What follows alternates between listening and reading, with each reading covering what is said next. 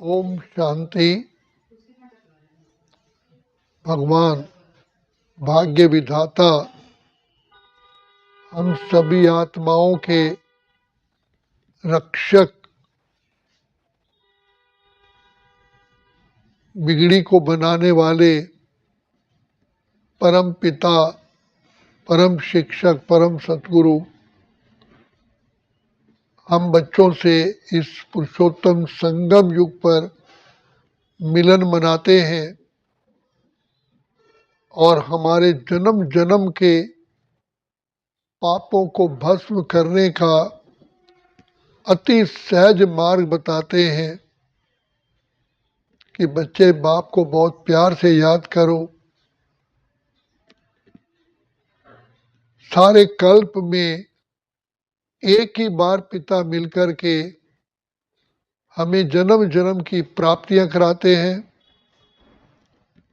जो सबसे बड़ी प्राप्ति है, बाप आकर के हमें मास्टर ज्ञान सागर, मास्टर सुख सागर, मास्टर पवित्रता का सागर बना देते हैं।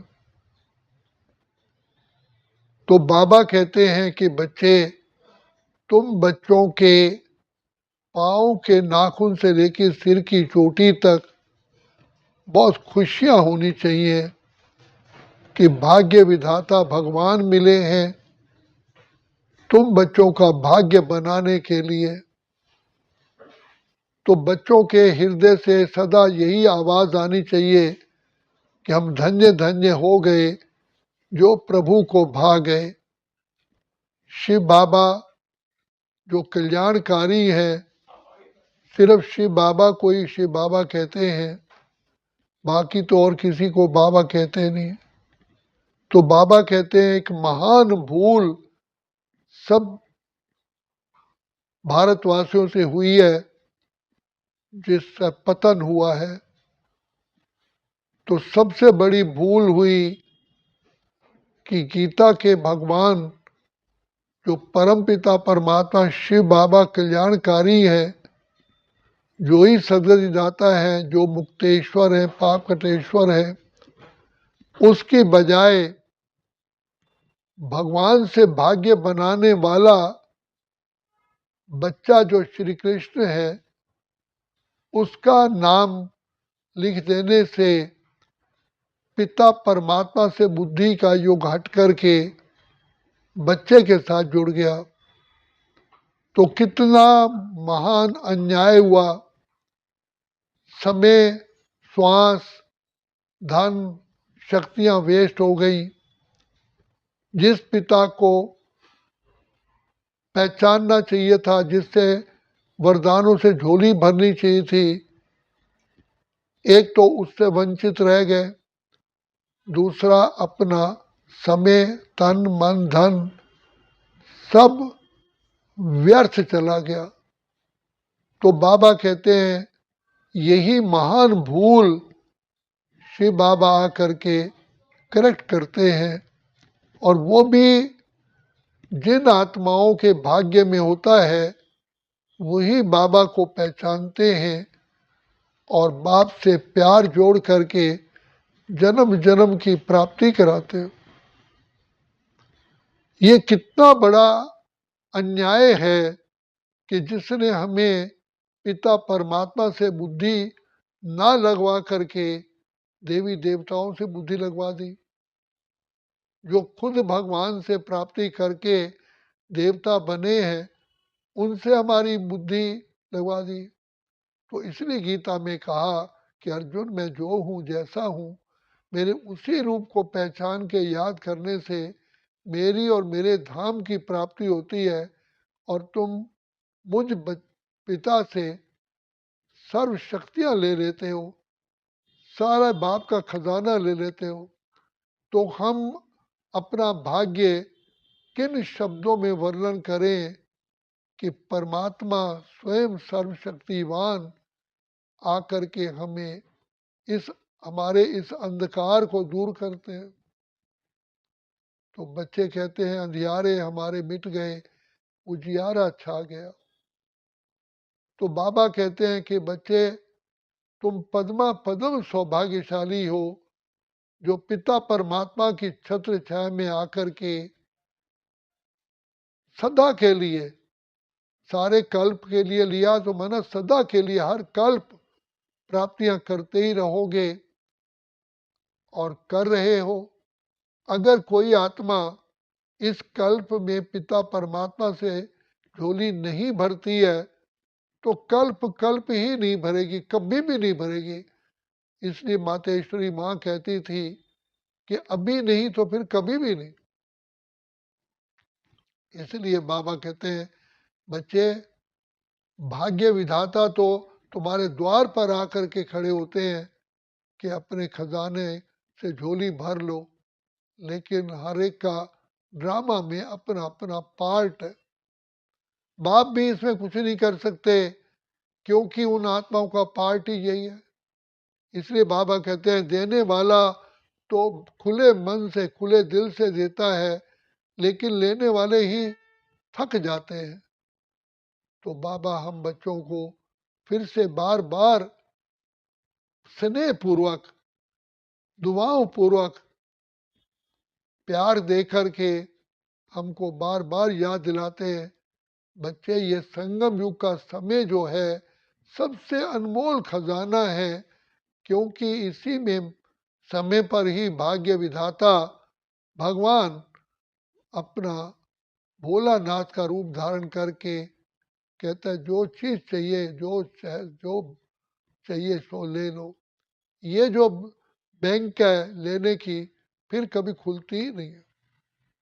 तो हम सभी आत्माएं पिता परमात्मा का किन शब्दों में धन्यवाद करें कि बाबा आप सचमुच दया के सागर, प्रेम के सागर, सुख के सागर और बिगड़ी को बनाने वाले हो, जो कुछ संसार में कोई किसी की बिगड़ी नहीं बना सका, आप निस्वार्थ सेवा करते हो और हम बच्चों को इतना ऊंचा उठाते हो कि हमारे तो पूजा दो रूपों से होती है, अलग से मंदिर बनते हैं और आपकी पूजा के साथ भी हमारा पूजन होता है। तो बाबा कहते हैं तुम मेरे से भी महान हो, क्योंकि बाप को बहुत खुशी होती है अपने बच्चों को भी अपने से ऊंचा महान बनाने की। तो बाबा कहते हैं मैं आप बच्चों को आया हूँ इतना ऊंच बनाने के लिए, तो ले लो प्रभु का प्यार अगर है पाना। बाबा बार बार हमको समझाते हैं और हमें जगाते हैं कि बच्चे, बाप का आना केवल इस संगम युग पर ही होता है, फिर कभी नहीं आता है। तो बच्चे तुम जितना पाना चाहो बाप से ले लो। तो शिव बाबा कहते हैं इस संगम युग की कितनी महिमा की जाए, इस संगम युग पर ही विधाता अपने प्यारे प्यारे बाप से हमारा मिलन होता है, फिर कभी भी नहीं होता। हमारी आंखें ठंडी हो जाती हैं, सारे आत्मा के पाप भस्म हो जाते हैं और आत्मा में सारे कल्प के लिए शक्तियां भरपूर हो जाती हैं। तो बाबा कहते हैं बच्चे एक शिव बाबा पर ही भरोसा रखो, बाकी ये दुनिया किसी पर भी भरोसा रखोगे तो जैसे कि आप तिनकों का सहारा ले रहे हो और पिता परमात्मा जो सर्वशक्तिमान है उसका सहारा ना लेकर अल्पकाल अल्पकाल सुख देने वाली आत्माओं को सहारा बनाना, तो ये तो बिल्कुल ही अंधकार है।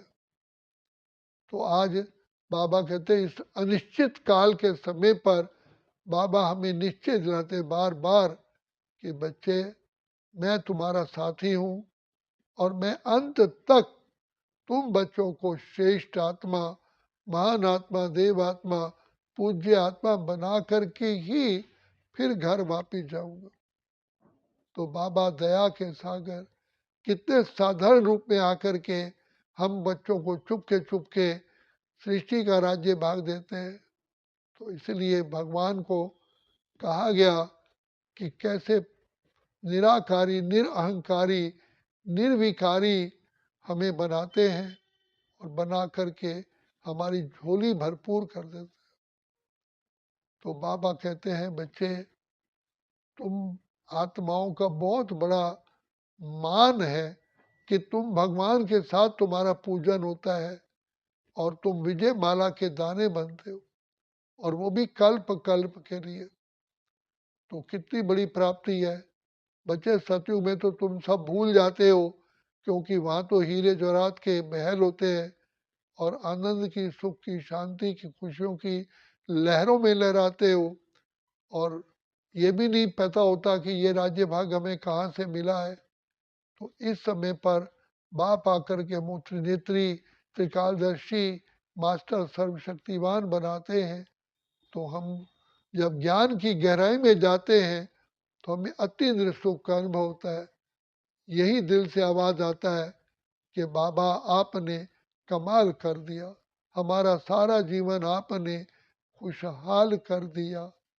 हम तो थे उलझन में, मार्ग दिखाया आपने, पिंजरे के पंछी को दिया आकाश आपने।